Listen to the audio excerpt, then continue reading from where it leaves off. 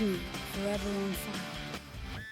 ಶಿವಣ್ಣನನ್ನ ನೋಡ್ತಾ ಇದ್ದಂತೆ ರಾಘಣ್ಣ ಭಾವುಕರಾದ್ರು. ನನಗೆ ಅಪ್ಪಾಜಿ ಕಾಡಿನಿಂದ ವಾಪಸ್ ಬಂದಂಗಾಯ್ತು, ನನ್ನ ಆಯಸ್ಸು ಶಿವನಿಗೆ ಇರಲಿ ಅಂತ ರಾಘಣ್ಣ ಮಾತನಾಡಿದ್ರು.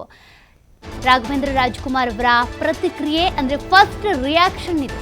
ಶಿವಣ್ಣನನ್ನ ನೋಡ್ತಾ ಇದ್ದಂತೆ ಭಾವುಕರಾದ್ರು ರಾಘಣ್ಣ. ಜೊತೆಗೆ ಅಪ್ಪಾಜಿ ಕಾಡಿನಿಂದ ವಾಪಸ್ ಬಂದಾಗ ಆ ಅನುಭವ ಹೇಗಿತ್ತೋ ಆ ರೀತಿಯೇ ಇವತ್ತು ಭಾಸವಾಯಿತು. ನನ್ನ ಆಯಸ್ಸು ಕೂಡ ಶಿವನಿಗೆ ಇರಲಿ ಅಂತ ರಾಘವೇಂದ್ರ ರಾಜ್ಕುಮಾರ್ ಅವರು ಹಾರೈಸಿದ್ರು. ಚಿಕಿತ್ಸೆ ವೇಳೆಯೂ ಸಾಕಷ್ಟು ಬಾರಿ ಮಾತನಾಡಿದ್ದೇನೆ. ಶಿವರಾಜ್ ಕುಮಾರ್ ಭಯ ಇದ್ರೂ ಕೂಡ ಆ ಭಯವನ್ನ ತೋರಿಸ್ಕೊಂಡಿಲ್ಲ. ಶಿವಣ್ಣನಿಗೆ ನಾವಷ್ಟೇ ಅಲ್ಲ, ಅಭಿಮಾನಿಗಳು ಕೂಡ ಶ್ರೀರಕ್ಷಣೆ. ಆ ಶಿವರಾಜ್ ಕುಮಾರ್ ಇನ್ಮುಂದೆ ಇರಲ್ಲ ಅಂತ ರಾಘಣ್ಣ ಹೇಳಿದರು. ಅಂದರೆ ಭಯ ಇದ್ದಂಥ ಶಿವರಾಜ್ ಕುಮಾರ್ ಇನ್ನು ಮುಂದಿರಲ್ಲ. ಆಮೇಲೆ ಮತ್ತೆ ಎನರ್ಜೆಟಿಕ್ ಆಗಿ ಯಂಗ್ ಆಗಿ ಶಿವರಾಜ್ ಕುಮಾರ್ ಅವರು ನಿಮ್ಮ ಮುಂದೆ ಬರ್ತಾರೆ. ಇಲ್ಲಿವರೆಗೂ ಕೂಡ ಆ ಒಂದು ಕಾಯಿಲೆ ಅವ್ರನ್ನ ಕಾಡ್ತಾ ಇತ್ತು. ಈಗ ಸರ್ಜರಿ ಆಗಿ ಪೂರ್ತಿ ಗುಣಮುಖರಾಗಿದ್ದಾರೆ. ಹಾಗಾಗಿ ಶಿವರಾಜ್ ಕುಮಾರ್ ಅವರು ಮತ್ತೆ ನಿಮ್ಮನ್ನು ರಂಜಿಸ್ತಾರೆ. ಶಿವಣ್ಣನನ್ನು ನೋಡಿದ ತಕ್ಷಣ ಆದಂಥ ಫಸ್ಟ್ ರಿಯಾಕ್ಷನ್ ಏನಂದರೆ, ಅಪ್ಪಾಜಿ ಕಾಡಿನಿಂದ ವಾಪಸ್ ಬಂದಂಥ ಸಂದರ್ಭದಲ್ಲಿ ಹೇಗೆ ಭಾಸವಾಯಿತು ಅದೇ ರೀತಿ ಇವತ್ತು ಕೂಡ ನನಗೆ ಭಾಸವಾಯಿತು ಅಂತೇಳಿ ರಾಘವೇಂದ್ರ ರಾಜ್ಕುಮಾರ್ ಅವರು ಪ್ರತಿಕ್ರಿಯೆ ಕೊಟ್ಟಿರೋದು.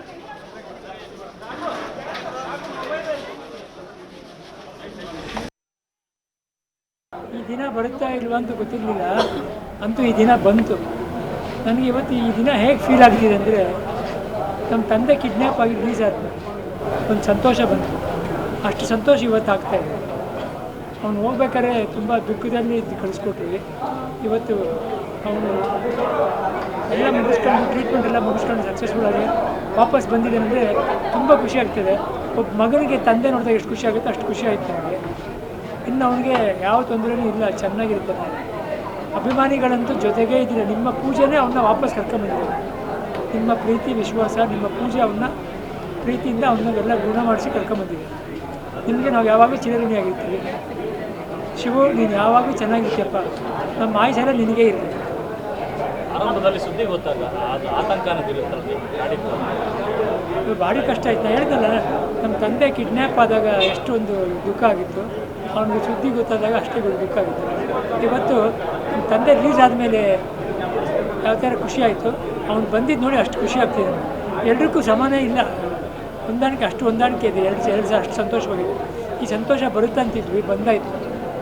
ಇವತ್ತು ನಿಮ್ಮಲ್ಲಿ ನಾನು ಈ ಸಂತೋಷನ ಹಂಚ್ಕೋತಾ ಇದ್ದೆ.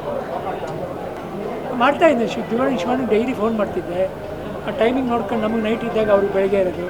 ಆ ಟೈಮಲ್ಲಿ ನೋಡಿ ಮಾತಾಡಿದೆ. ಅವರು ICU-ಲಿದ್ದಾಗಲೇ ಮಾತಾಡಿದರು. ಮಾತಾಡಿದ್ಮೇಲೆ ಧೈರ್ಯ ಬಂದ್ಬಿಡ್ತು. ಆವಾಗ ಟೆಸ್ಟ್ ಆಗಿ ಇನ್ಮೇಲೆ ಇಲ್ಲ ಅಂತ ಗೊತ್ತಾಯಿತು, ಕ್ಯಾನ್ಸರ್ ಇಲ್ಲ ಅಂತ ಗೊತ್ತಾಯಿತು. ಆವಾಗ ಇನ್ನೂ ತುಂಬ ಖುಷಿ ಆಯಿತು. ಅವ್ನಿಗೆ ಯಾವಾಗಲೂ ಎನರ್ಜಿ ಅಂತಿದ್ರು.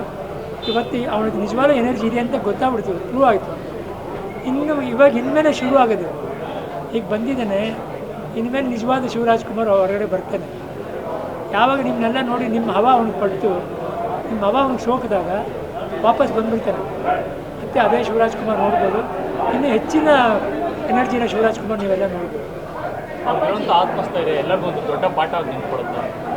ಹೌದಪ್ಪಾಜಿ, ಒಂದು ಪಕ್ಷ ದೇವರು ಅದಕ್ಕೆ ಕೊಟ್ಟಿರ್ಬೋದೇನು.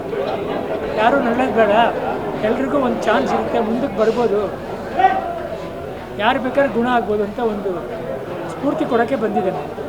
ತಪ್ಕೊತಾಯಿದ್ದಮ್ಮ. ಆ ತಪ್ಪುಗಳೋದ್ರಲ್ಲಿ ಒಂದು ಒಳಗಡೆ ನೋವು ಕಾಣುತ್ತೆ. ತಪ್ಪಿಕೊಂಡಾಗ ಗೊತ್ತಾಗುತ್ತೆ. ಒಂಥರ ನೋವು ಕಾಣುತ್ತೆ ಅವನಿಗಿತ್ತು ಒಳಗಡೆ. ಬಟ್ ಅವ್ನು ನಮ್ಮ ಮುಂದೆ ತೋರಿಸ್ಕೊಳ್ಳಿಲ್ಲ. ನಾವೆಲ್ಲ ತೊಂದರೆ ತೊಗೋಬಾರ್ದು ಅಂದ್ಬಿಟ್ಟು ತೋರಿಸ್ಕೊಳ್ಳಿಲ್ಲ. ಶಿವಣ್ಣನಿಗೆ ಅಭಿಮಾನಿಗಳು ಸಪೋರ್ಟಿವ್ ಆಗಿದ್ದಾರೆ. ನಾವು ಕುಟುಂಬ ಮಾತ್ರ ಆಗಬೇಕಾಗಿಲ್ಲ, ಇಡೀ ಕರ್ನಾಟಕದವರೇ ಕುಟುಂಬವಾಗಿ ನಿಂತಿದ್ರು. ನಾನೊಬ್ಬ ಕುಟುಂಬ ಅಲ್ಲ, ಇಡೀ ಕರ್ನಾಟಕ ಕುಟುಂಬವಾಗಿ ನಿಂತಿದ್ದು. ಅವತ್ತಿನ ದಿನ ನಾವೆಲ್ಲ ಪೂಜೆ ಮಾಡಿ ದೇವರಿಗೆ